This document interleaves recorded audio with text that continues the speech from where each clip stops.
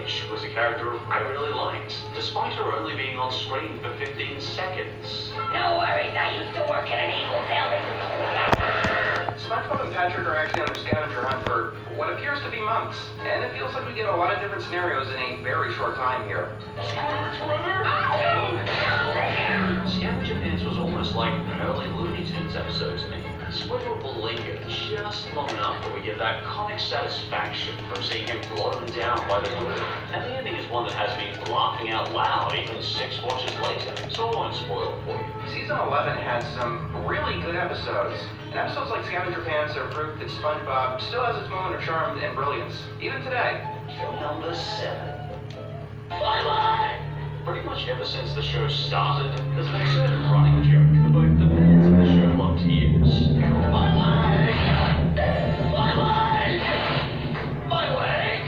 It really was only a matter of time before they gave the joke its own episode. Normally this kind of thing could be considered self-indulgent, but fans of the show really seem to enjoy this one. It's such a simple running gag. It really was given the golden treatment. This episode's almost like one big creative montage of gags based on Fred's injuries. And SpongeBob's injuries. And a ton of leg-based comedy that surprisingly never feels repetitive.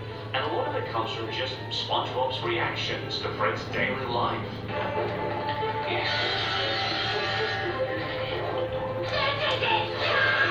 You see, just about everything in Fred's daily life puts his leg in major danger. This leads to amazingly comical results. And all these jokes come together nicely in a well-executed and unexpected ending that isn't necessarily sensible reasoning, but it does explain why Fred is always hurting his leg, adding a little extra depth to this long-running joke.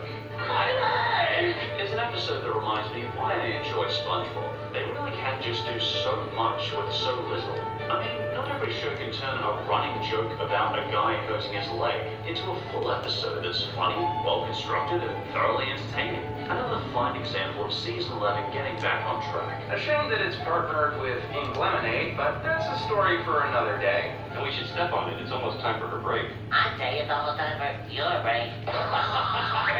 And the 6th best SpongeBob episode is Wet Painters. An episode about painting walls, turned into a thrilling, suspenseful epic.